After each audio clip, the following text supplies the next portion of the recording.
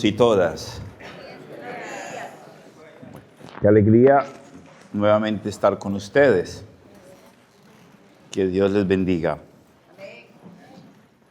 Bueno, me han propuesto un tema muy apasionante. Yo les digo, mi formación académica, yo soy moralista. Yo estudié y tengo una licenciatura en ética de una universidad de Colombia que se llama la Universidad Juan de Castellanos, de Tunja. Ahí hice mi licenciatura en ética. Y también tengo una licenciatura en teología moral, o sea, mi línea es la ética y la moral, en la Gregoriana de Roma. Y ahí tengo una maestría en teología como para unirlas todas. Pero para decir es que mi fuerte, yo no soy teólogo bíblico, yo no soy biblista, sé la Biblia que tiene que saber todo cristiano y como sacerdote. Pero este tema hace parte de la raíz de lo que representa la razón de ser de la teología moral, que es la antropología teológica. ¿Por qué? Porque es el eslabón entre lo humano y lo divino. Entonces, por eso es muy importante y me apasiona. Espero logre la expectativa que todos tenemos de crecer, ¿no? Y yo también. Bien.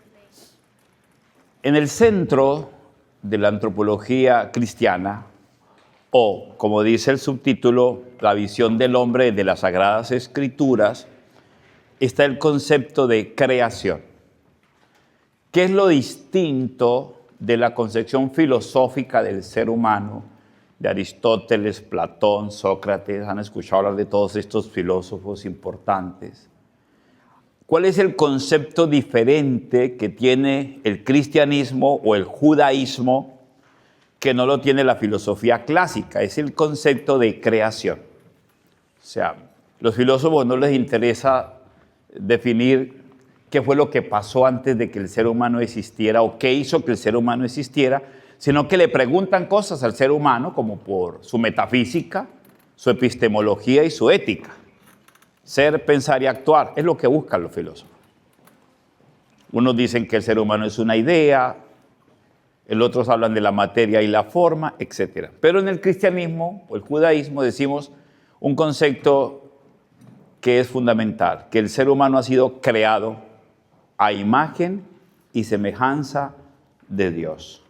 Entonces, esto está en el corazón de la antropología cristiana, el concepto de creación. ¿Estamos? Perfecto. A partir del concepto de creación, entendemos todo lo demás. Porque el Dios que crea, ¿para qué crea? ¿Qué lo movió a crear? Y esto es todo el misterio que tenemos que desentrelazar todos nosotros o revelar o estudiar todos nosotros. Por ejemplo, ¿qué se le pide a un predicador? Que sea un experto en el concepto de creación. Hay otros conceptos como, por ejemplo, encarnación. Tienen que ser expertos en encarnación. Y otro concepto que es el concepto de redención. Y el concepto, un cuarto concepto importante, que es el concepto escatológico, plenitud. Son 4 cosas importantes: en creación, encarnación, redención y plenitud. Que aquí está el misterio de la vida cristiana. Bien. Entonces, lo primero es que creemos en un Dios creador. Dios creador.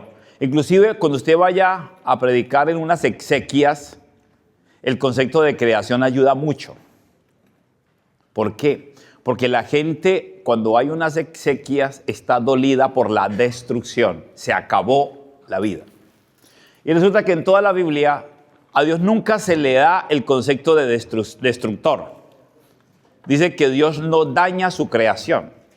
¿Cómo dice Isaías que Dios no daña la creación? Dice, no quiebra la caña cascada, eso lo van a escuchar ahora en diciembre, ni apaga el pabilo vacilante. O sea que en cosas tan insignificantes donde un ser humano ve que una vela se va a apagar, ¿qué hace uno? Pues la apaga.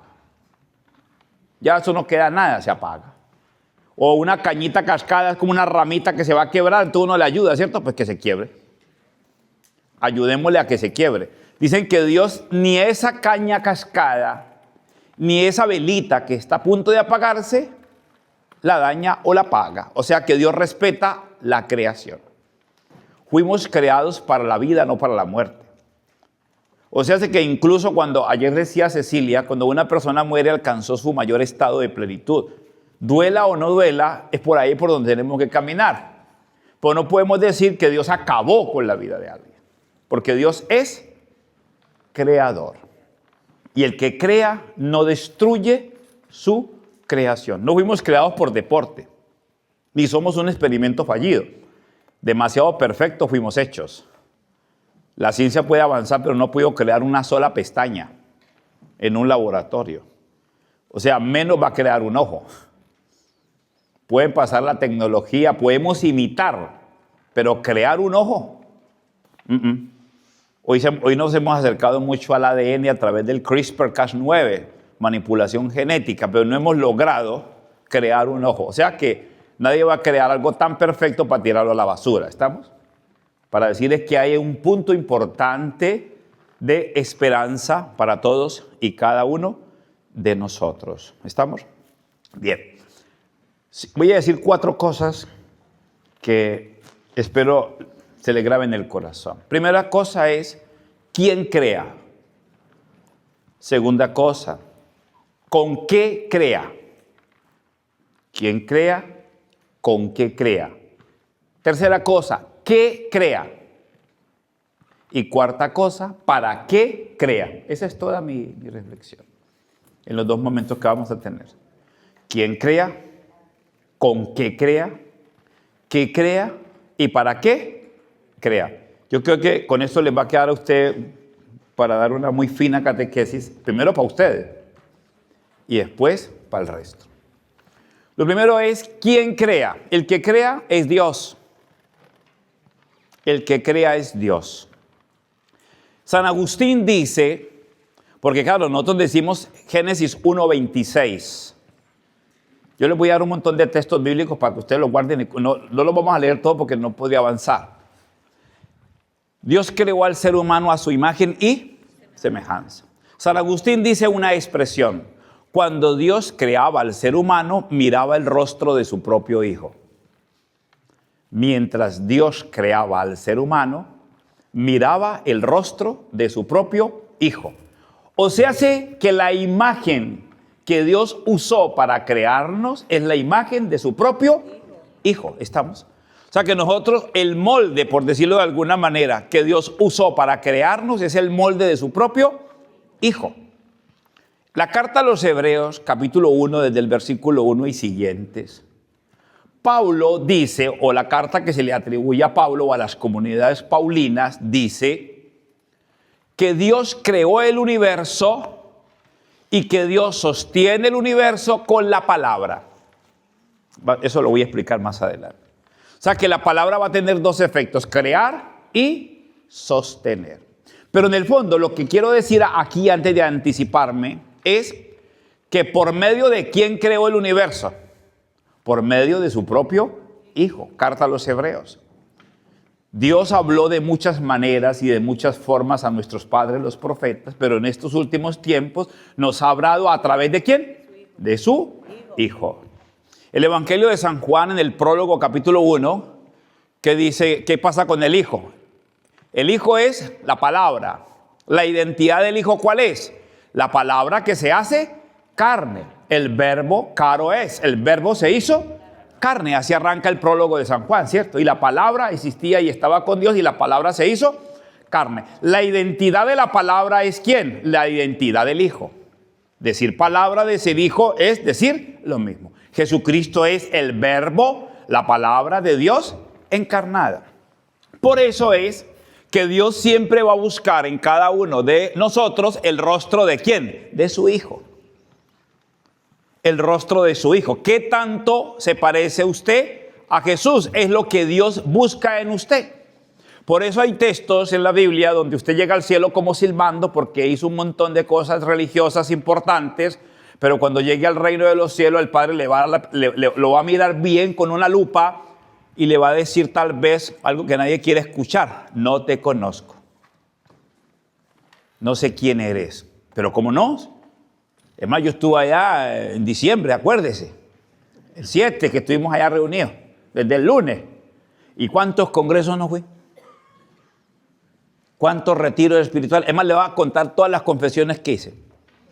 987,000 rosarios. Además, colaboré con un libro que trajo un cura de Colombia. ¿O no cuenta? Por favor, y a Cecilia, estuvimos ahí. ¿Cómo me vas a salir con la broma de que no me conoce? Y seguramente Dios le va a decir, es que no te pareces a mi hijo. Y al cielo es importante ingresar porque nadie se puede, en Colombia decimos nadie se puede colar. Porque Dios, el filtro para pasar al cielo es que te parezcas al hijo y ahí pasas. Hay una canción de salsa muy clásica que dice, ¿no? Usted no puede pasar, la fiesta no es para feos, no puede pasar. La fiesta no es para feos. Cuando la fiesta no es para feos, no, pues si fuera por eso, pues muchos de nosotros no pasaríamos. Pero lo que digo yo, la fiesta no es para feos, es que un feo es uno que no se parece a Jesús. Y la fiesta no es para feos. Ahora, por eso la imitación de Cristo, Tomás de Kempis. Por eso Filipenses 2:5, 2 Corintios 11, Pablo habla, imíteme a mí como yo imito a Cristo. Cristificarse, ayer Cecilia decía algo parecido. Ir a Dios y ser Dios, en otras palabras. Imíteme a mí como yo imito a Cristo. Tremendo lo de Pablo, ¿no? Pero esa imitación de Pablo a Cristo es perfección absoluta, ¿no? Después va a decir, no hago el bien que quiero y del mal que no quiero. O sea, en el fondo está diciendo Pablo, sean auténticos como Jesús. Imitar a Jesús es un paso importante desde la creación, dice San Agustín, porque Él nos hizo mirando el rostro de su Hijo. La imitación es importante. Y mire Pablo, 2 Corintios 11, cuando Pablo inclusive dice, digamos que Pablo viene aquí para ver cómo era que Pablo imitaba a Cristo, porque hay que entender de Pablo. Pablo dice, oiga, les hago una pregunta, ustedes son de la Renovación Carismática de Washington, ¿cierto? ¿Ustedes qué dicen? Sí, sin miedo, tranquilo que Pablo no los va a asustar. Y Pablo les pregunta, o sea, deduzco que todos ustedes son cristianos. Pero ¿sí o no? Oh. Bueno, ahí más o menos. Sí. Deduzco que todos ustedes son cristianos. Dice Pablo, les voy a decir una tremenda locura. Yo soy más cristiano que todos ustedes juntos. Y es una locura. Pero ¿qué opina usted? ¿Estaría muy loco? ¿Qué pasaría si usted tuviera la fe de San Pablo? Sería otra cosa, ¿cierto? Pero ¿qué pasaría si Pablo hubiera tenido su fe? Tal vez usted no estaba ahí sentado. O sea, Pablo está diciendo, ok, pero yo le puedo decir con locura que yo tengo más fe que usted, diría Pablo. ¿Usted qué dice? Porque, pues sí, está loco, pero tiene razón, ¿cierto? ¿Y saben qué le gano? Dice Pablo, ¿saben qué le gano?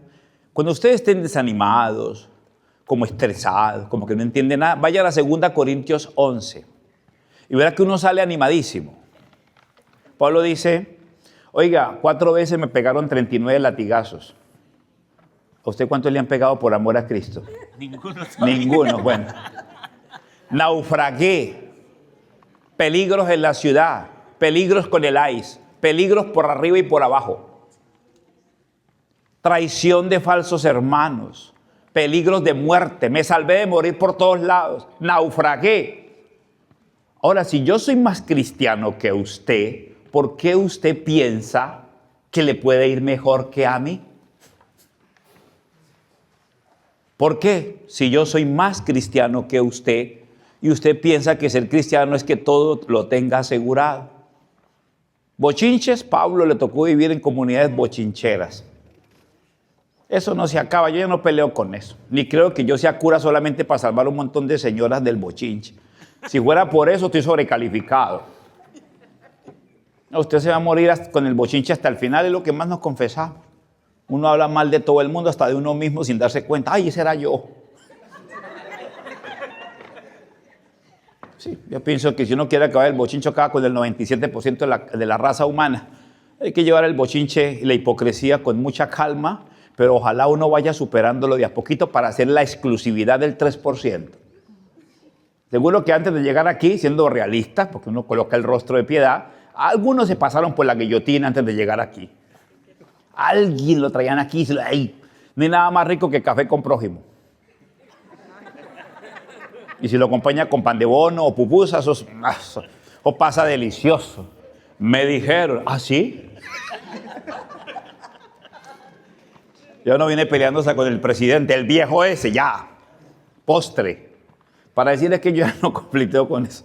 Pero lo que digo es, ojalá intentáramos ir a hacer algo casi antinatural, hablar bien de los demás. ¿Usted sabía que hay gente que habla bien de usted? Sí, pero hay más que hablan mal. No, pero seguro que hay mucha gente que habla bien de usted. Usted sabe que hay gente que ora por usted. Eso sí. Y hay gente que se alegra con usted. Seguramente usted piensa que son pocos, ¿cierto? Pero tal vez pueden ser más de lo que usted piensa. Uno siempre está pensando que uno es el objeto militar de otros. Pero hay gente que habla bien de nosotros en medio de tanto bochinche.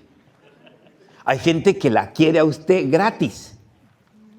Y uno dice, ¿a dónde? Más de lo que usted cree. ¿Sí me ha hecho entender? Entonces, hay que volver al modelo, al molde, que es ¿quién? Jesús de Nazaret. ¿Qué tanto te pareces o no te pareces a Jesús? Porque esa es la clave. Uno piensa que uno va detrás de Jesús para que Jesús le haga favores. Lejos. No es que no quiera. Cualquier persona se compadece delante del dolor del otro. Pero la idea de Jesús es que lo imite. Él le dijo a sus discípulos, aprendan de mí, que soy manso y humilde de corazón. Aprendan de mí. Como el cura que va a celebrar la misa y van los monaguillos adelante y un monaguillo se enredó con el alba y le mete un coscorrón en la cabeza. Despierte, le dice. Y el evangelio del día decía, aprendan de mí que soy manso y humilde de corazón. O sea, aprendan de mí. Le basta, dice Jesús, al discípulo con llegar a ser como su maestro. Le basta al discípulo. ¿Han visto las películas de artes marciales, cierto? El señor Miyagi, Kung Fu.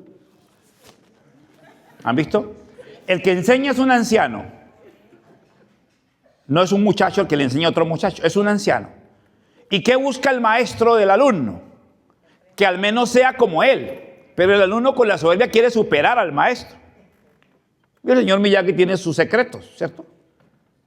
Pero o somos discípulos o somos clientes, decidan. Si usted es cliente, no se preocupe, pedir es lo suyo. Si usted es discípulo, entregar es lo suyo. Cambia la cosa. Y estamos llenos de clientes. La Iglesia Católica es famosa por los clientes. Tenemos santuarios donde la gente va a pedir. ¿Está mal pedir? No. Pero Jesús decía, ustedes me están buscando, el Evangelio de San Juan, capítulo 6, no porque escucharon palabras de vida eterna, sino porque les di de comer.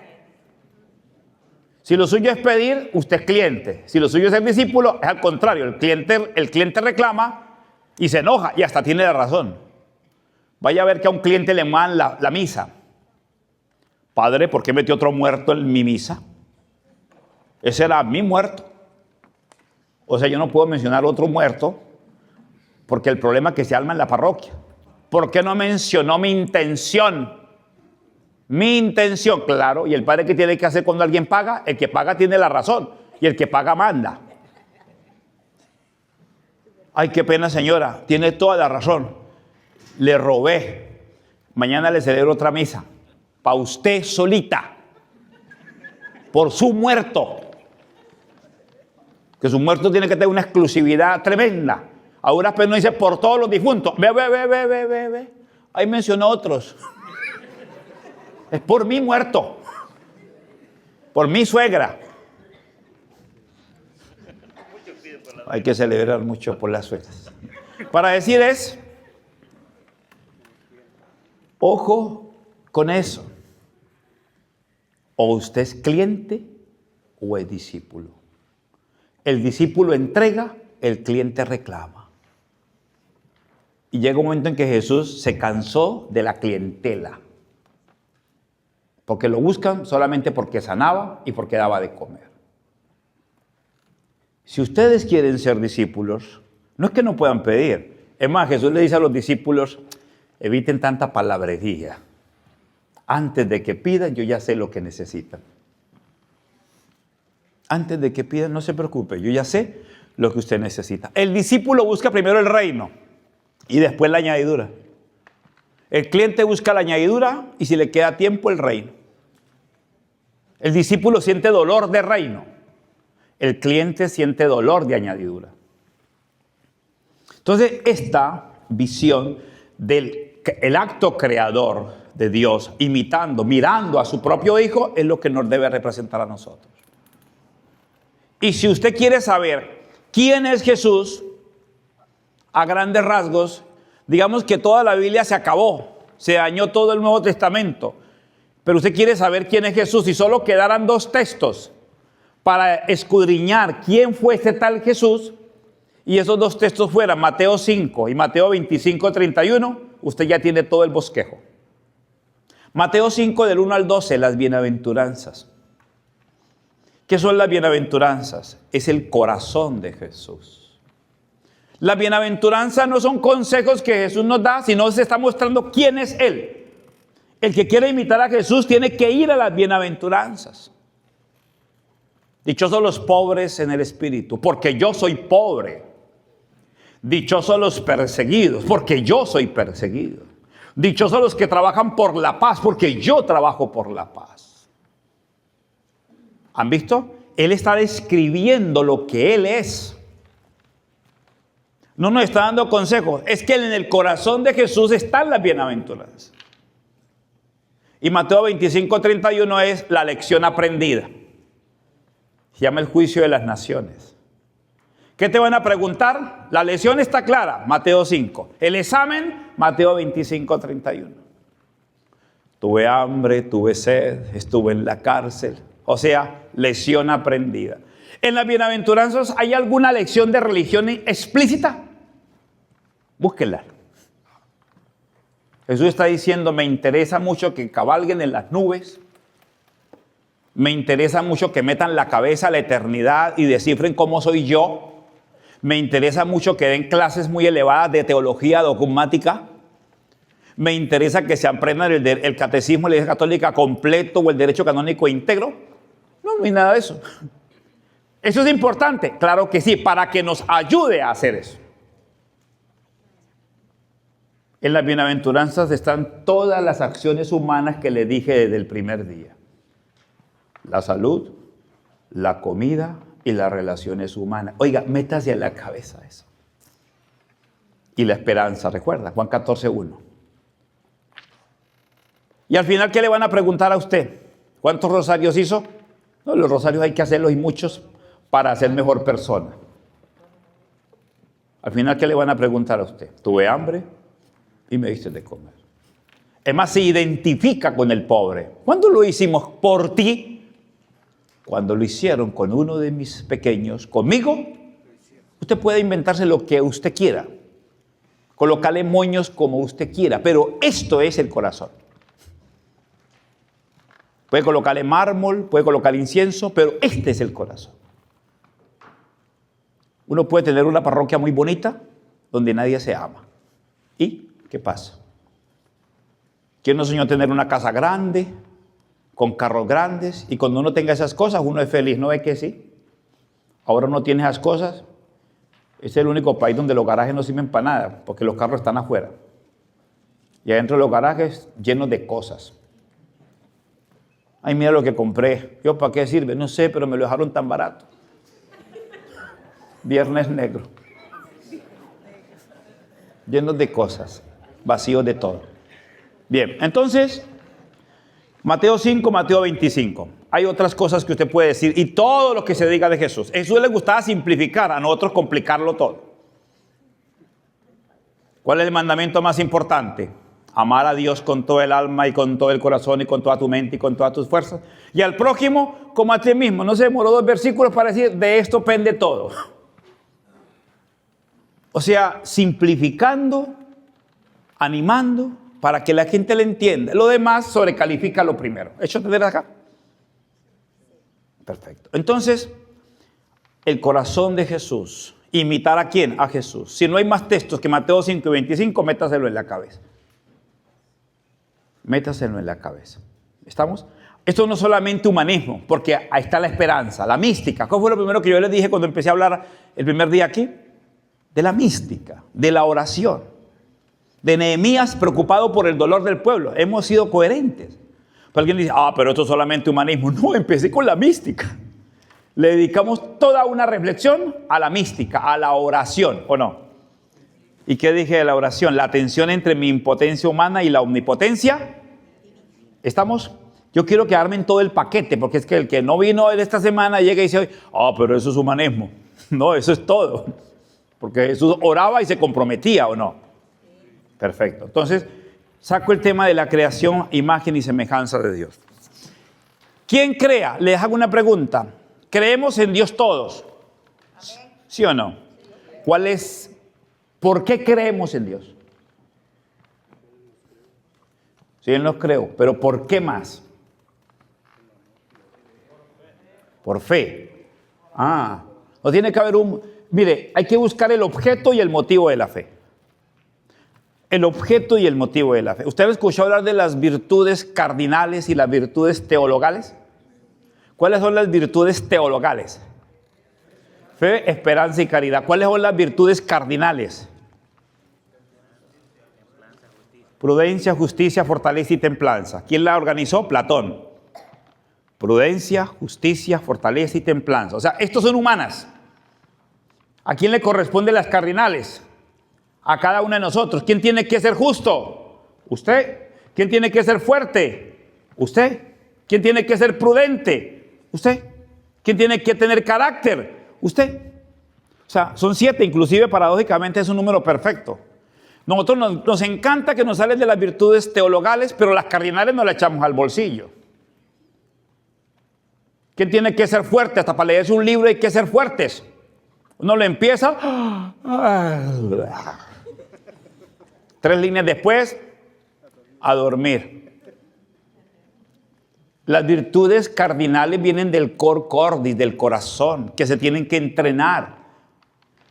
Si uno es indisciplinado, no tiene buenos hábitos, pues le falta corazón. Y las teologales, fe, esperanza y caridad, ¿por qué se llaman teologales? Aquí respondo a la pregunta. ¿Quién es el que crea? ¿Y cuál es el objeto y el motivo de la fe? Según las virtudes teologales. Les voy a decir tranquilos. Las virtudes teologales se llaman teologales porque tienen a Dios por objeto y motivo. ¿Por qué se llaman teologales? Porque tienen a Dios por objeto y motivo. ¿Por qué se llaman las otras cardinales? Porque tienen al ser humano por objeto y motivo. ¿Cuál es el objeto de nuestra fe? Dios. Objeto, el concreto, el objeto de mi fe es Dios. Y el motivo de mi fe son 2 cosas. Ustedes como predicadores, en esto uno tiene que ser un poco cirujano plástico. Bueno, plástico no, quirúrgico. ¿Por qué? Porque uno tiene que apuntarle a la esencia. Uno le puede dar vueltas y vueltas y vueltas y no llega a lo puntual. Yo tengo la característica es que a pesar de que yo soy metódico, siempre trato de llegar al punto. 1, 2, 3, 3, 4. No sé si han visto mi pensamiento, es un poco metódico. Si yo no tengo el 1, 2, 3, yo me disipo en 10. Pero cuando tengo el 1, 2, 3 o el 1, 2, yo sé por dónde me meto. 2 cosas se dice en las virtudes teologales para responder por qué creo en Dios. El objeto de su fe, ¿cuál es? Dios. El motivo es porque es bueno y su ciencia es infinita. Ojo, el motivo es pragmático. Lo busco porque me interesa sacar un beneficio. ¿Por qué creo en Dios? Porque es bueno, maestro bueno. Le dice el joven rico, uno solo es bueno, Dios vuestro Padre. ¿Cómo sintetizan en el Nuevo Testamento los hechos de los apóstoles de la vida de Jesús? Pasó haciendo el bien.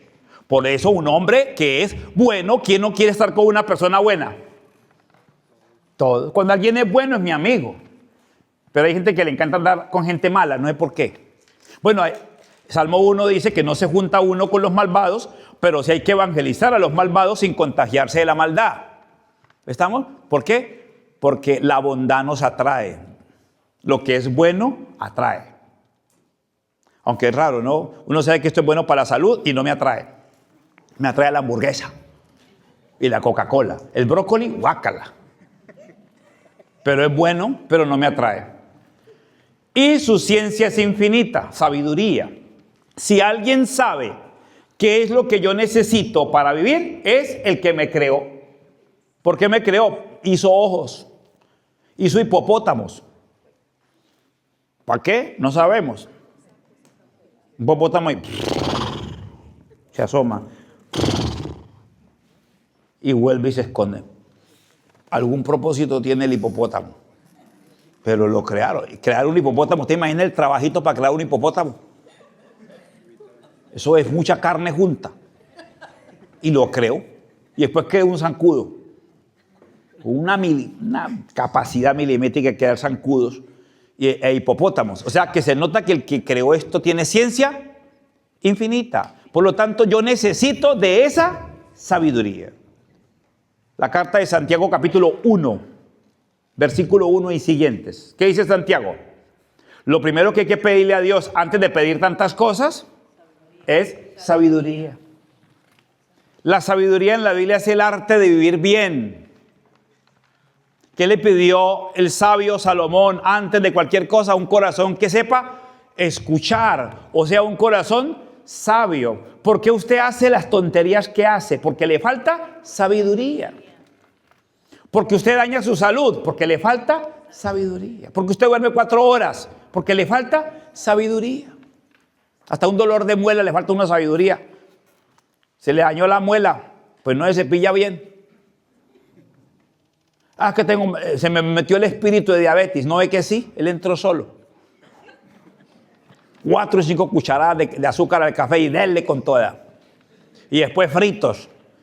Y McDonald's. Ay, va a McDonald's y verá, hay que ir a exorcizar los McDonald's, todos. Ahí está el demonio de frituras. Y el demonio del colesterol vive en McDonald's. Yo no veo ninguna de la relación que me pare frente a un McDonald's. Espíritu de la grasa, sal de aquí. No. Allá está el carro metido. 4 hamburguesas. Y para los niños, metámosles también la cajita feliz. Para que coman lo que tengan que comer y que se atraganten. Y después la barriga para arriba y para arriba y para arriba. Y espíritu de grasa, no, señor. Es usted. Le faltan las virtudes cardinales. Le faltan las virtudes cardinales. Entonces, sabiduría es importante, pedir sabiduría. Antes de pedir tantas cosas. A veces vamos donde Dios con una pistola y le pedimos que nos regale un tiro y nos vio depresivos. ¿No ve que sí? Ay, pero sea bueno, tantos tiros que usted tiene ahí, regáleme uno. Y se dio un tiro para usted con esa pistola y con esa cara que tiene. No siempre nos van a dar lo que pedimos. Muchas veces lo que pedimos, aunque parezca bueno, nos va a hacer daño. El que no es fiel en lo poco, tampoco es fiel en lo grande. ¿Para qué pide millones si no es capaz de controlar $1,000? Si con $1,000 atracando. Y ahora pidiendo $1,000,000. Al otro día va usted a ver lo que hace. O sea, necesitamos sabiduría. ¿Por qué creemos en Dios? ¿Cómo es el que crea? Es bueno y tiene ciencia infinita. Eso es pragmático. Me interesa a alguien así. Y ese alguien así es ¿quién? Dios. Acabo de solucionar el primer punto. ¿Quién es el que crea? Un ser bueno que tiene ciencia infinita. O sea, que se le note a usted que también se contagió de esa sabiduría. Por eso hoy hablamos de inteligencia espiritual, Dana Zohar, de la Universidad de Harvard. Porque a veces nos preguntamos, ¿qué tan inteligentes son los cristianos? Tienen que ser tan inteligentes para ser ovejas en medio de lobos. ¿Cómo le parece semejante trabajo? Y uno vaya de ingenuo. Tráguenme en vivo. La inteligencia, ¿se acuerdan? Interligere, leer por dentro. Enter, eligere, tomar decisiones, solucionar problemas, discernimiento. Lo mínimo que uno le pide a un cristiano semi o cuasi maduro es que sepa tomar decisiones. Es lo mínimo. Es el cristianismo de kinder. El más básico de todo, del high school. ¿Cómo se llama acá? No, del kinder, el kindergarten. Oh, good, así es. Kindergarten, ¿cierto? Es lo básico. Hay un librito muy bello que lo pueden descargar en Google que se llama Las Confesiones de Pedro, del cardenal Carlo Maria Martini. Carlo Maria Martini se atreve a decir en este librito pequeñito de bolsillo, Las Confesiones de Pedro, que la madurez del cristiano está en el discernimiento.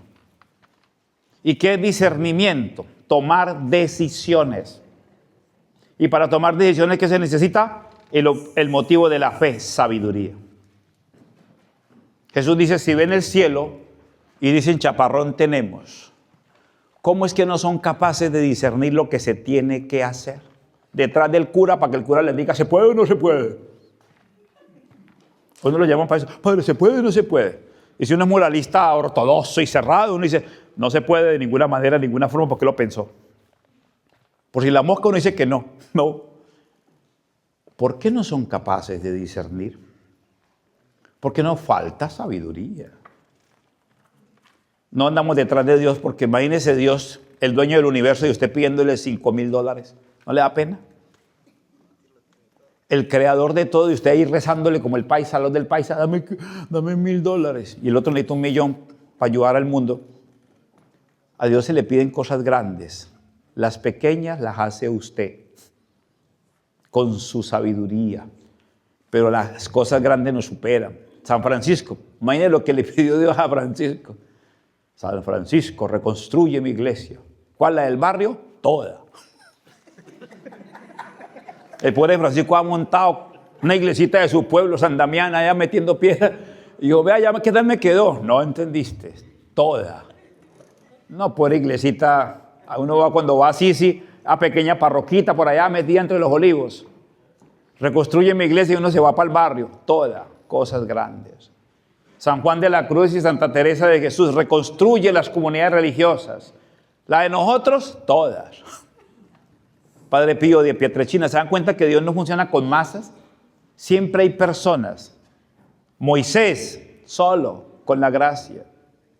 Jeremías, pobre hombre. Elías, Isaías. No dice Isaías y su combo. Pues sí, tenía gente, pero ¿quién lideraba? Él. ¿Con quién hablaba Dios? ¿Con el combo? No, Isaías. Con la gracia de Dios y liderando un pueblo. Josué, mira el pobre Moisés, 40 años en el desierto y vio la tierra prometida y no ingresó. ¿A cuántos les ha tocado hacer eso? Y el pobre Josué, te toca a ti. ¿Qué? Pero esto hizo lo más fácil. Sí, claro, 40 años por el desierto.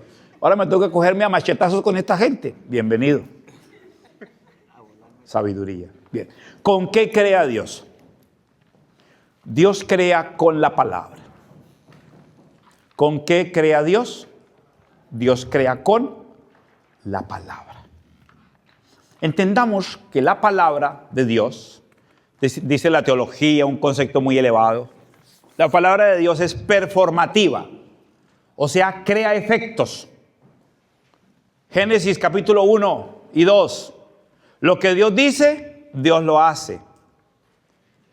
Les pregunto, ¿cuál es la materia prima con la que Dios crea?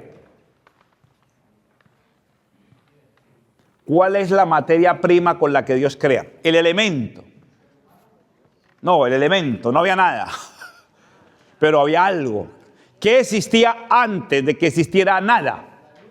La luz ya era algo.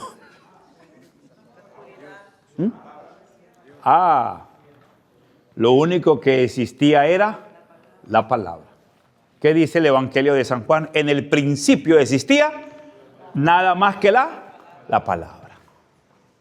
O sea, la palabra. Por lo tanto, ¿con qué crea Dios? Con lo único que existía, o sea, la palabra. No vaya a predicar usted el barro. Nos crearon de barro, ya existía el barro. Antes del barro estaba la palabra. Dios crea a partir de la palabra y dijo Dios, y dijo Dios, y dijo Dios, y dijo Dios, y dijo Dios. Y todo lo que crea la palabra es bueno. Y cuando creó al ser humano, el superlativo, Génesis 1:26, y vio Dios que era muy bueno. Mire, a pesar de las calaveradas que hagamos, a pesar de las canalladas, nadie nos puede borrar que nos crearon muy buenos. Y Dios sigue buscando eso que es muy bueno. Les hablaba de Frankenstein, la película de Netflix. El único que amó al monstruo fue el ciego. ¿Por qué el ciego amó al monstruo? Porque el ciego no veía su fealdad. Y yo a veces, mirando esta película, ve qué interesante, como Dios nos ama como si estuviera ciego. No ve nuestra fealdad. Es capaz de amarnos más allá de la fealdad. Por más que el mundo intente cambiar, no podrá cambiar que fue creado muy bueno. Toda la creación a los ojos de Dios es buena. Les pregunto, ¿la marihuana es buena o mala? Buena. ¿Quién la creó? Dios. Dios creó la marihuana. ¿Pero para que la fume? No. Yo no creo la marihuana para que la fume. Pues no puede decir usted que la marihuana es mala. Malo el uso que le damos. ¿La amapola es mala? No, es buena. Lo malo es el uso que le damos. Entonces uno tiende, para acomodarse, a decir que hay cosas malas y cosas buenas, como que Dios hizo cosas malas y también hizo cosas buenas. No, toda la creación a los ojos de Dios es buena, porque siempre que crea algo, que dice el Génesis, y vio Dios que era bueno. Pasó un día, pasó una mañana, día 2. ¿Se acuerda la vigilia pascual? Y termina, y Dios creó los zancudos. Y después de crear los zancudos, creó al hipopótamo. Y después de crear estos dos animales que no entendemos para qué los creó, y vio Dios que eran buenos. Y ya. Dice, son buenos. Ahora, hermano zancudo, el estilo Francisco y así, zancudo lleno y gordo, come zancudito. Le di de comer a un zancudo. Pues uno tiene como por instinto, ¿cierto? A matar cosas buenas. Bien. Póngase, que me explique un poquito de lo que es, que dice trino. Trino. Ajá. Después le explico, porque si le explico ahora, la Trinidad ni Santo Tomás de Aquino alcanzó en 1250 páginas. Pero trino significa tres, pero explicarle la Trinidad, deme un tiempito ya que de aquí al otro mes ya le explico todo. Pero le voy a dar una idea al final. Porque Santo Tomás de Aquino un tratado de Trinitate, ¿no? Y uno leyó el tratado y qué enredo, y que las misiones, y que las relaciones, y uno dice, qué buenísimo pero un enredo, y ahora como que no entendí. Y en la penúltima página pone allá, pero al final todo esto es un misterio. Me lo hubiera hecho del principio. O sea, al final del principio, no. Pero está bien, ahora le explico. Bien, entonces, Dios crea a partir de la palabra, todo lo que crea Dios con la palabra es bueno. Y dijo Dios. Inclusive por eso el hablar de Dios hace parte de la tradición oral del judaísmo. Porque antes no había escritura. La palabra antecede a la escritura. Dios no estaba dictando nada. Dios estaba hablando. Y es por eso que la tradición oral del judaísmo es importante, porque no había Biblia, había tradición oral. Por ejemplo, Éxodo 12, 26 y Éxodo 13, 14. Hablan de lo que recibimos de nuestros padres, lo entregaremos a las futuras generaciones. Deuteronomio 4:9 y Deuteronomio 6:7. Son textos que hablan de tradición oral, de la importancia que tiene la palabra para comunicarla. Salmo 78, versículo del 1 al 4. Salmo 78. Lo que nos dijeron, lo diremos a las futuras generaciones. Y si algún día tu hijo te pregunta, ¿qué es esto? Le responderás. El libro del Éxodo es un libro interesante, el capítulo 12. Si te preguntan qué es este rito, tú le dirás, un día fuimos liberados de la esclavitud en Egipto. Le están hablando de las acciones de Dios.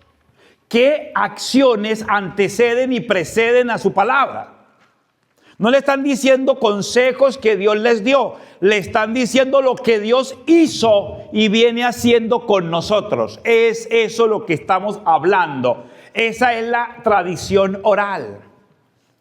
Uno pensaría que la tradición oral es la doctrina que tenemos que defender para poder que nos sintamos unidos. Todos coincidimos en la doctrina, pero las acciones de Dios, ¿dónde están? Toda la tradición oral de los judíos es lo que Dios dijo e hizo. ¿Estamos? Busquen esos textos. Salmo 78, Éxodo 12 y 13, Deuteronomio 4 y 6. ¿Estamos? Ahí hay textos que le están diciendo a usted la importancia del hablar de Dios. Porque es de ayer, de hoy, de siempre. Totalmente. Lo importante del hablar de Dios. Inclusive en el Nuevo Testamento, creo que es la primera carta de San Pablo a los Timoteos, capítulo 4, versículo 5. Cuando Pablo le da un consejo a Timoteo. Mientras llego, dedícate a la lectura. Sé un modelo en tu manera de hablar. Sé un modelo en tu manera de hablar. O sea, le está diciendo es que al cristiano, como a Dios, se le conoce por su hablar. O en otras palabras, dime cómo hablas y yo te diré quién eres. El hablar es importante cuando el hablar se vuelve carne. Porque Dios cuando crea, habla y crea. ¿Qué se le pide al cristiano? Que cuando hable, hemos dicho que su vida no vaya delante de sus palabras, sino que sus palabras vayan adelante de su vida. Porque Jesús decían que era un maestro que enseñaba con autoridad. Primero hacía y después hablaba. Nosotros hablamos, vaya usted a buscar para cuando hacemos. Y eso no habla tan bonito. El hablar es importante. El hablar es significativo. La palabra es un factor determinante. Y por eso cuando decimos que Dios crea a partir de su palabra o es la herramienta, significa es que hoy la palabra de Dios y nuestra palabra son importantes. Cuando uno va a la misa, dice palabra de Dios y te alabamos, Señor, pero ¿qué pasó aquí? En el libro del Éxodo se dan cuenta cuando dicen que hablaban la palabra, desenrollaban los rollos y la gente lloraba escuchando la palabra. Pero para entender esta palabra de Dios es importante entender también nuestra palabra humana. ¿Cuál es el efecto de la palabra en nuestra conducta? ¿Cuál es el efecto del hablar en nuestra manera de relacionarnos? Hay un señor, el doctor Joseph Breuer, de 1843. Fue el primer psicólogo, amigo del señor Freud,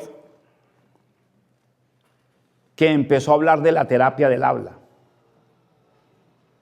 La terapia del habla, o sea, la terapia que se genera a partir de la palabra. Hay una película en YouTube, bellísima. Se llama El día en que Nietzsche lloró. Y es el encuentro del doctor Breuer con el filósofo Friedrich Nietzsche. Y ahí habla de la logoterapia o la terapia del habla, porque la logoterapia después la desarrolla otro psicólogo que se llama Viktor Frankl. Logoterapia, terapia de la palabra o terapia del habla. Hoy tenemos que aprender a usar la palabra porque es fuente de creación o de destrucción. La de Dios crea, la de nosotros crea o destruye, es ambivalente. Yo puedo crear emociones positivas con la palabra o puedo dañar el día a cualquiera con la palabra. Uno sabe cómo le daña el día a uno con una palabra. Que te vaya bien, mi amor, que te vaya mal, que te coja el tren. Uno sale noqueado. Entonces, la palabra, entender la palabra en términos antropológicos, recuerde que llama antropología teológica, nos ayuda a entender la palabra en términos teológicos. Entonces, cuando hablamos de terapia del habla, es que hay que aprender a hablar. San Pablo a Timoteo, sé un modelo en tu manera de hablar. Cuando la gente le dice al cura, padre, bendízcame. Bendízcame. No dice, padre, bendíceme. No, bendízcame. O padre, écheme la bendición. Écheme. O sea, por kilos, por libras. Como cuánta bendición quiere. Écheme la bendición. Bendízcame, padre. Yo lo bendizco. ¿Qué significa bendecir? Bien, benedicere, bien decir. ¡Ja! O sea, lo que usted me pide a mí es, padre, hable bien de mí, con todo gusto. O hábleme bien. Porque si usted me habla bien, eso genera en mí un patrón positivo de conducta. ¿Qué es bendecir? Bien decir, hablar bien. ¿Qué hace Dios cuando nos crea? Habla bien de nosotros. Dios nunca se sienta a hablar mal de nosotros. ¿Se acuerdan del bochinche? Él no bochinchea en el cielo con ninguno de nosotros. Ahí va doña Carmen. No sé si aquí hay una Carmen. O Rosita. Y ellos, vas a ver. No, Dios no bochinchea. Porque Dios siempre habla bien de nosotros. Por eso somos herederos de una benedicere, bien decir. O sea, ¿cuándo bendice el esposo a su esposa? ¿Cuando le traza la cruz? No, yo la bendigo cuando le hablo bien. En buen español, salvadoreño, hondureño, colombiano o inglés, como quieras. Pero para decir es, bendecir es hablar bien. Pero la palabra del ser humano bendice o maldice, a diferencia de la de Dios, que siempre bendice. Y por eso hablar bien es un factor determinante. Hoy la neurociencia nos ayuda demasiado a entender el impacto de la palabra en el cerebro. No olviden antropología teológica. ¿Cuál es el impacto de la palabra en el cerebro? El doctor Ricardo Castañón Restrepo, que es un neurocientífico, psicólogo, conocido por los católicos por el tema de los milagros eucarísticos. Doctor Castañón, él ha venido mucho por acá. Aquí no, pero a Estados Unidos. Corrijo, que este país tan grande. Ha venido a Virginia, ha venido muchas veces. Invítenlo, invítenlo. Y él tiene un libro que se llama La palabra que hiere. No me he salido del tema, la palabra que hiere. El doctor Castañón es un pionero de la neuropsicofisiología cognitiva.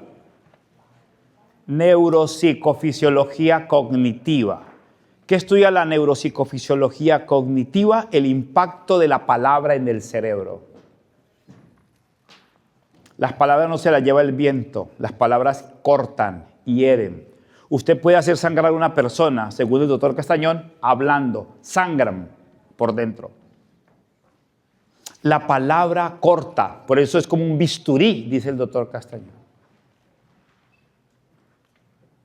Y Rafael Vizquerra, de Cataluña, España, presidente de la RIEF, la Red Internacional de Gestión Emocional y Bienestar. Yo lo tuve en Palmira.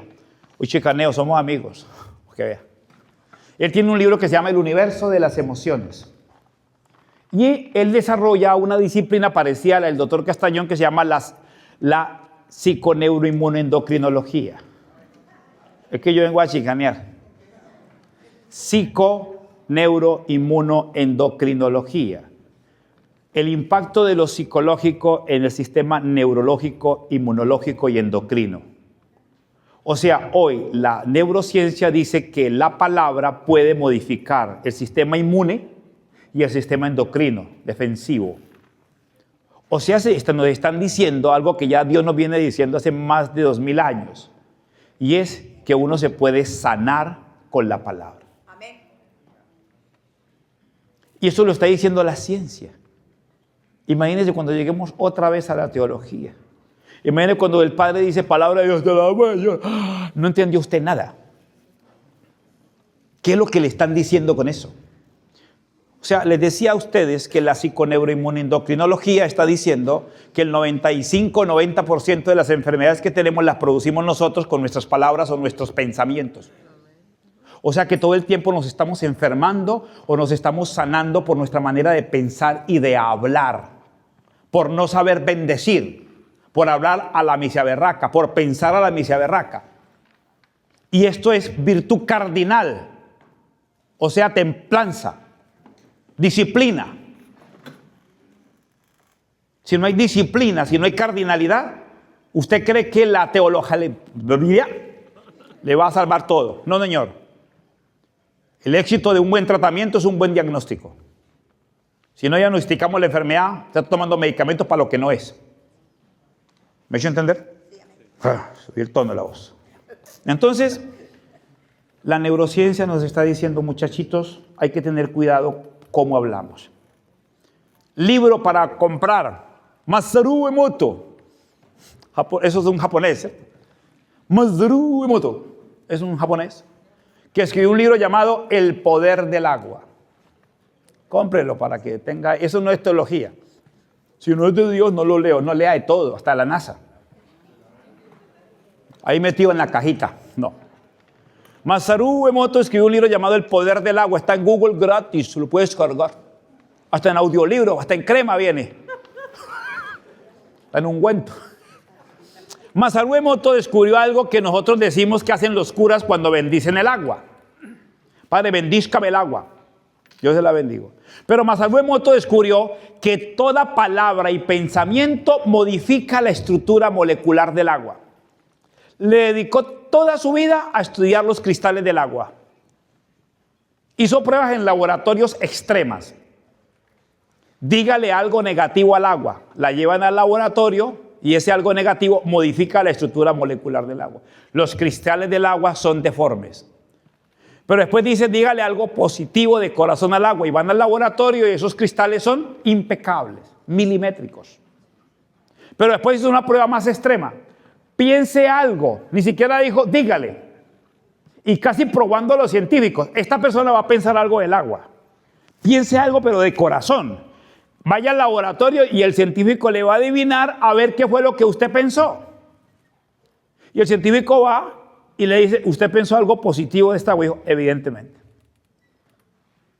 O sea, la neurociencia y la ciencia nos están diciendo que la palabra está modificando la estructura molecular de lo que somos.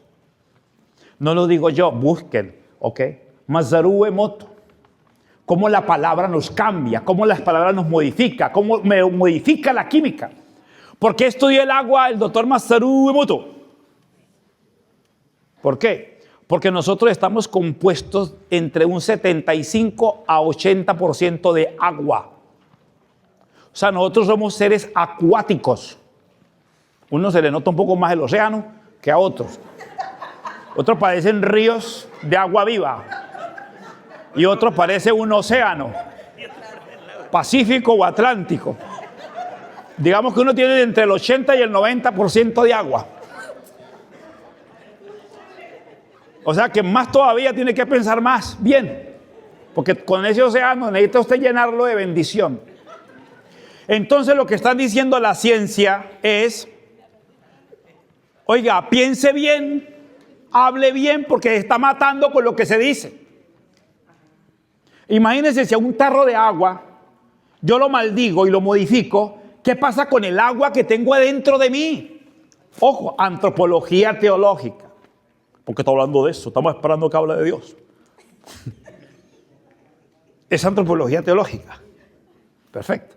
Entonces, sus pensamientos y sus palabras lo están cambiando biológicamente. Lo que usted se dice y dice, eso se vuelve patrón de conducta. Eso cambia la biología. Por eso es que hoy uno se gana un montón de plata. No se imagina cuánto me he ganado yo. Cuando le dicen a una en las empresas, ahora estoy asesorando empresas sobre salud mental corporativa, los Summit Core.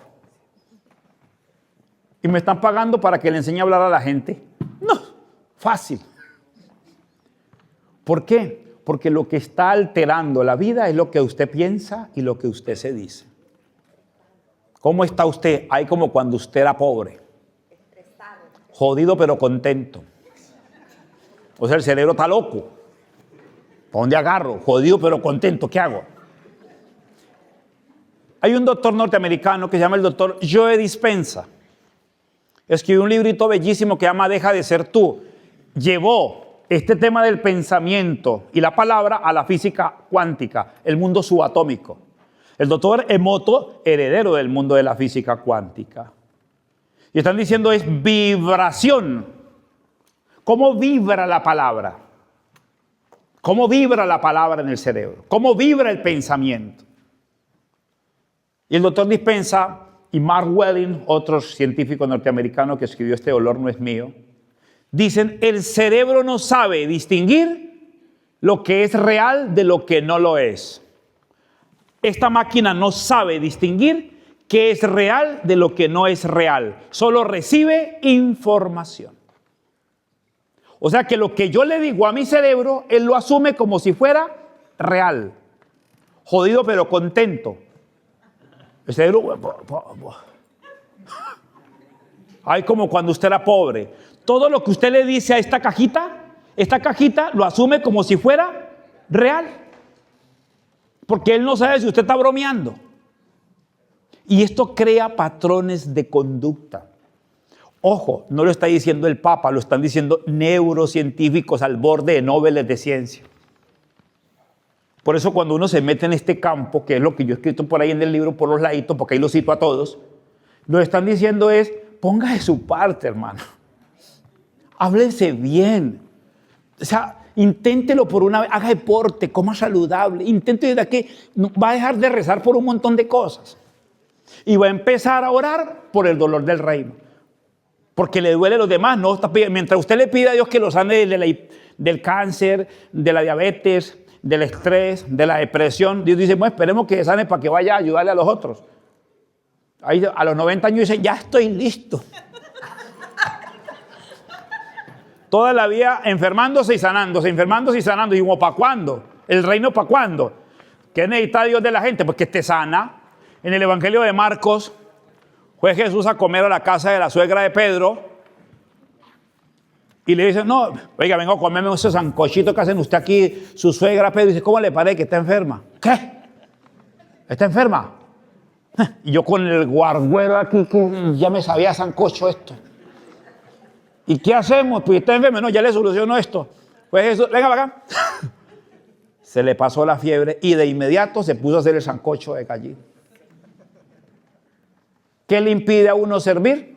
La enfermedad. Según Marcos, hay tres cosas. La enfermedad me impide servir. La influencia del mal me impide servir. Y mis intereses me impiden servir. Y cuando Jesús viene a sanarte de la influencia del mal, de la enfermedad o de tus intereses, deja todo lo que tienes, es porque Dios quiere que te pongas a servir. Es más, Él lo dice de una manera brillante. Yo no vine a ser servido, sino... ¿Y por qué usted dice que le sirve a Jesús? Yo le sirvo al Señor. ¿Sí? ¿Verdad? Qué raquera, el mundo subatómico lo necesita con urgencia. Yo he cambiado la perspectiva y esto es mío, lo asumo, bajo pena de excomunión. ¿Usted qué le puede servir a Dios? Pequeño gusanito de la tierra. Pequeña ameba del sistema molecular cuántico. ¿Usted qué le puede servir a Dios? ¿Usted cree que Dios está diciendo, te necesito? Desde la octava galaxia, vengo por ti para que me ayudes. Ni existes en el mundo espacial. Pero más que usted servirle a Dios, es que usted sirva como Dios. Jesús no viene para que le sirvan, quiere que sirvan como Él lo hizo. Lávense en los pies entre ustedes. Ayúdense mutuamente entre ustedes. Pero no, yo quiero servirle a Dios. Oiga, la gente que le sirve a Dios a veces es peligrosa. Porque son buenos para servirle a Dios, malos para servirle a los demás. Porque digo en la parroquia, yo le sirvo al Señor. ¿Sí? En serio. Yo no te imaginas cuántos problemas he tenido y tengo hoy con gente que le sirve a Dios. Yo digo, son como tremendos. Pero qué bueno que uno pudiera servir como Dios. Sigo acá con el tema de la palabra porque se me van yendo. Entonces, aprender a hablar, aprender a bendecir, porque la palabra, nos está diciendo la ciencia, nos ayuda a ser mejores o peores personas. Ojalá leas algún librito sobre el cerebro. Si usted tiene un carro y sabe que es un carburador, si usted tiene un carro y sabe que es un cambio de marcha. Yo a veces veo personas en la recta Cali Palmira que le para el carro, una muchacha pero elegante, por ahí varada, con el capó abierto y así. Me paro yo, ¿cómo le va? Yo bien, ¿qué le pasó?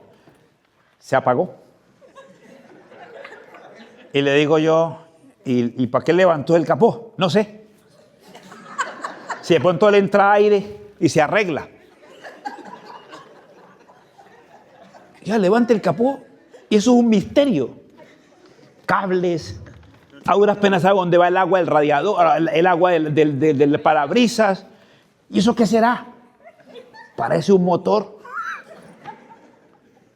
Pero hay gente que por curiosidad sabe que es un pistón, escucha los sonidos, taca, taca, taca, taca, taca. Eso me huele a una guaya. Un mínimo no nos cae mal. Tiene cabeza, se nota uno. Aquí hay neuronas. ¿Sabe cuántas neuronas tenemos cada uno de nosotros aquí? 95,000 millones. ¡Chu! Esta cajita de 2.5 kilogramos tiene 95,000 millones de neuronas. ¿Sabe qué pasaría si nos gastáramos todas las neuronas? ¿Cuántas vidas necesitamos? 4 vidas de 100 años. Dios nos dio 95,000 millones de neuronas casi para vivir 400 años, como en las bodas de Caná exagera siempre. ¿Para qué te dio tantas neuronas de más de 100 millones de conexiones neuronales? Para que las uses. ¿Y cómo se usan? Amén, amén, amén, amén. Amén. Así se usan. Para que no tragues entero. Para que no creas nada y para que lo investigues todo. Somos muy crédulos. Perdón que lo diga sin ofenderlos. Somos muy crédulos. Así es. El Padre lo dijo. Así es. A mí no me crean nada. Investíguenlo todo. Vaya y busque el libro. Así no es. Investíguenlo. Cristianos muy crédulos no evolucionan. De vez en cuando uno tiene que pararse y decir, no estoy de acuerdo. No me parece. ¿Me he hecho entender hasta acá? Existe otra corriente, ya voy terminando porque me quedan 2 puntos. ¿Sí? ¿Con qué crea la palabra? Hoy hacen talleres de neurolingüística. ¿Qué es la neurolingüística? Eso es por lo que le pagan a uno para que le enseñe a la gente a hablar bien. Buenos días, con permiso. Una persona a la que yo conozco no le puedo gritar porque es una falta de respeto. Yo no puedo obligar a una persona que hable conmigo porque es una falta de respeto, hasta la falta contra un derecho humano. Si mi esposa me dice, mi amor, ahora no quiero hablar, yo tengo que respetar eso porque es un derecho humano. Pero nosotros nos fajamos los derechos humanos, que es lo mínimo, y queremos hacer lo que nos da la gana. Es que bajamos a hablar porque yo quiero que hablemos ya. Gritos, ofensas. ¿Por qué cree usted que los nietos miran a los abuelos como chistosos? ¿De dónde viene, abuela? De un congreso, 22º Congreso Católico Carismático. ¿Y por qué viene tan brava? ¿Qué le dijeron? ¿Que almorzaron alacranes? No nos creen, no nos ven originales, no nos ven auténticos. En un pueblo llegó un circo lleno de payasos. Y los payasos, era un circo de payasos, entonces todos entrenaban vestidos de payasos y con antorchas, y al lado del circo había un trigal. Y en una de esas, tirando y sacando antorcha, una antorcha se fue al trigal. Y se empezó a incendiar el trigal. Y los payasos dijeron, ¡ay, Dios mío! Y a sacar baldes y a echarle agua para apagar el incendio. Y nada, que se apagaba. Entonces los payasos dicen, no hay de otra, necesitamos ayuda. Vamos a pedir ayuda. Y salen todos los payasos vestidos de payasos en un carro en forma de ratón. y pitando el pueblo. Oiga, se quema el trigal, se quema el trigal. Y la gente que lo miraba decía, oiga, pero lo que hacen esto para llevar gente al circo, ¿no? Y por allá los payasos, al ver que no les hacían caso, pararon el carro en forma de ratón y se sentaron a llorar entre los payasos y decían, y lloren los payasos. Y la gente decía, oiga, y son artistas. Y son artistas, vea. ¿Por qué no les hacían casos? Porque los veían vestidos de payasos. O sea, no parecía gente seria. O sea, no se veían auténticos. Y cuando no nos ven así, se ríen de nosotros como el circo de payasos. No nos ven serios, no nos ven auténticos.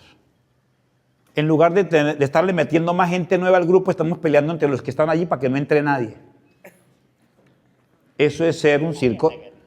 Exacto. Entonces lo que yo digo es ser auténticos. No nos dé miedo ser nosotros, no nos da miedo expresar. Con respeto, con cariño, pero expresar. ¿Me he hecho entender hasta acá? Sí. Ok.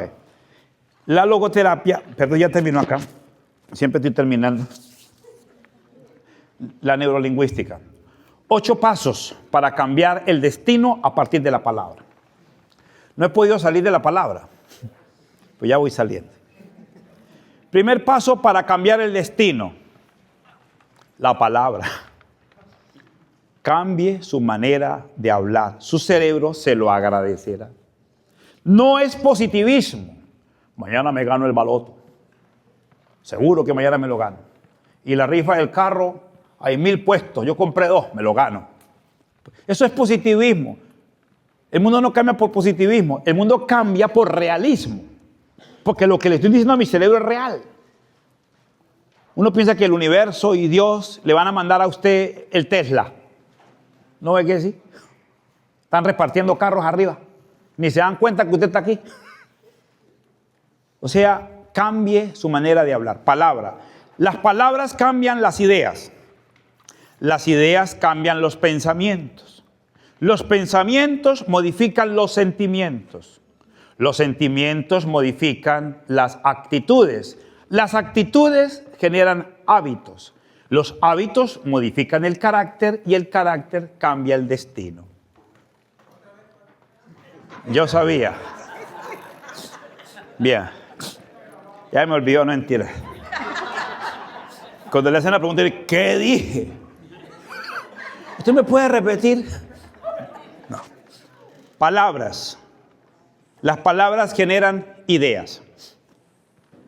Las palabras generan ideas. Las ideas generan pensamientos. O sea, dice Miguel Ángel Cornejo, mexicano, de los más grandes economistas, tú eres el resultado de lo que piensas todo el día. Eso lo dice Cornejo. Palabras generan ideas. Las ideas crean pensamientos. Los pensamientos mueven los sentimientos. Cuando usted ve a una persona triste, no le pregunte por qué está triste. Pregúntele qué está pensando. Porque lo que está pensando es lo que lo tiene triste. O sea, a la raíz. ¿Qué siente? No, pues no sé, como agridulce.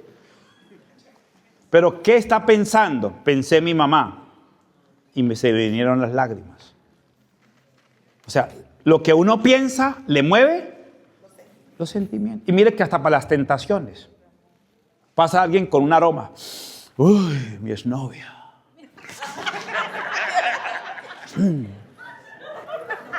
De una sensación generó un pensamiento. Pasé por el determinado lugar, la zona 0. Dice, ¿cómo recuerdo este lugar? Oh, pensamiento. Y cuando uno activa un pensamiento, viene detrás una emoción. Tan chévere que la pasamos. Hoy veces, ay, ¿por qué no vuelvo? ¿Por acá no vuelvo? Palabras, ideas, pensamientos, sentimientos. En el segundo momento les voy a hablar de sentimientos. Porque les voy a hablar qué creó. ¿Qué creó? Sentimientos.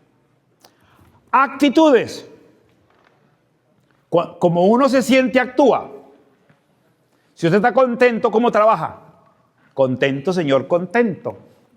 Como le preguntaban a San Alberto Hurtado, que murió de cáncer. ¿Cómo está, padre Alberto? Contento, señor, contento. O sea, nunca permitió que su cerebro se comiera el cuento de que estaba enfermo. Actitudes. Las actitudes crean hábitos. Uno aprende a rezar rezando y a nadar nadando. ¿Cómo aprende uno inglés? Con hábitos. Repeat and repeat and repeat. Repita. Pero no pereza repetir. Yo quiero tener éxito. Estudie inglés. ¿Y para qué? Está en Estados Unidos. Yo conozco personas que han vivido 40 años acá y ni jota inglés. Eso no es increíble. ¿Cómo obligó a los gringos a hablar español? Los hábitos, las actitudes generan. Todo lo que se hace con hábito y disciplina se consigue de a poquito, poquito a poquito. Uno al comienzo se estrella. Uno piensa, cuando yo estuve en Italia, imagínate a los 40 y pies años que aprender italiano, uno cometía unas estupideces. Yo recuerdo en una misa que yo iba a predicar sin papel. E questo agnello che parlava la Vergine, el agnello parlava la Vergine, todo el mundo, oh, los italianos. Ed ha detto il Signore in questo Vangelo che appena abbiamo sentito che l'agnello parlava la Vergine. E al final viene il parroco e Don Raul, vero, parla benissimo italiano. È vero, sei bravo, è buono parlare italiano.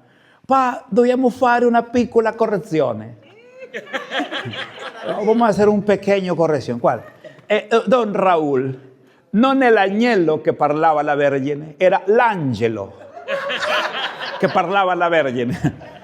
Y la gente suelta la carcajada porque no era el cordero que hablaba con la Virgen, no era ventríloco. Era el ángel. El ángel. Y yo feliz, el agnello parlava la Vergine. O sea, el mismo Jesús vino y habló con ella como un ventríloco y se metió. No es el ángel que hablaba con la Virgen. Entonces, y todo el mundo era muerto en la risa. Así aprende uno idiomas. Con hábitos y con correcciones. ¿Usted cree que yo a la próxima iba a volver a decir l'agnello parlava? Yo, l'angelo. E questo angelo, Gabriel. Para decir es hábitos, muchachos. ¿Cuáles son sus hábitos? ¿Qué malos hábitos tenés? El cigarrete. Per i pulmoni, cáncer. Vero. La birra, salute. El hígado, vero, para el hígado, eso. Aguardiente, whisky, métale. Netflix, PlayStation, FIFA, dele. En línea, ahí lo vieron en línea. Hermano, lo vio en línea anoche jugando FIFA. ¿Y usted qué estaba haciendo? En línea, hermano. Muros malos hábitos. Hay un librito por ahí de bolsillo, Hábitos Atómicos. Léalo, léalo.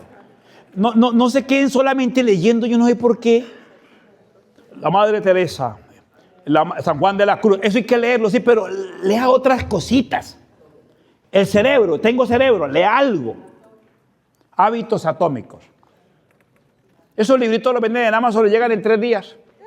Y empiece con Condorito y hágale hasta que vaya cogiéndole el tiro, de a poquito. Ahora, también están en audiolibro en YouTube. Para el que ya no quiere nada, porque ya no puede leer. En YouTube, cualquier libro lo puede buscar en audiolibro. Para eso bajaron, para los que no leemos. Hábitos. ¿Qué hace el hábito? Toca o forma el carácter. ¿Por qué el carácter y no la personalidad? ¿Por qué no hablamos del carácter? ¿Por qué hablamos del carácter y no de la personalidad? ¿Qué constituye a una persona? Toda persona tiene carácter y personalidad. ¿Cierto? Perdón, tiene la personalidad es carácter y comportamiento. El carácter se compone de temperamento y hábito. ¿Por qué el carácter? Porque el carácter es la templanza. Es el que controla la personalidad o es el que gestiona la personalidad. La personalidad es una manera de actuar de nosotros. Después hablamos del tema. Pero el carácter lo que hace es que usted no se vaya a desbocar. ¿Se acuerdan de Aristóteles, el mito del cochero? Si usted le suelta las riendas a las emociones, él se pierde. ¿Qué tiene que tener uno con las emociones? Templanza. Cogiéndole y soltando, cogiendo y soltando, cogiendo, no solamente soltando y soltando, sino, ¿se acuerdan de que el deseo es importante, pero hay que regularlo? Regularlo. Bien. Entonces, carácter. ¿Y el carácter dónde apunta? Al destino. ¿Qué cambia? Mi vida. Les he hablado en términos antropológicos, pero ya volveré. Ahora imagínese lo que hace la palabra con nosotros. ¿Qué pasaría si usted le mete a esta palabra la palabra de Dios? Si la palabra de nosotros hace todos esos estragos positivos y negativos, ¿cuánto haría la palabra de Dios en nosotros? Hebreos dice, crea y sostiene. O sea, hace que nosotros no estamos diciendo cualquier cosa cuando decimos te alabamos, Señor. Bien, paramos acá. ¿Me he hecho entender hasta acá o esto está muy enredado? ¿No está enredado? Bueno. No, solo las 3 palabras aquellas, padre, escríbemelas aquí. ¿Cuáles son las? Ahora se la explico. No se me olvida. Bien, entonces, y ahorita seguimos con los otros 2 puntos. ¿Qué crea y para qué crea? Muchas gracias.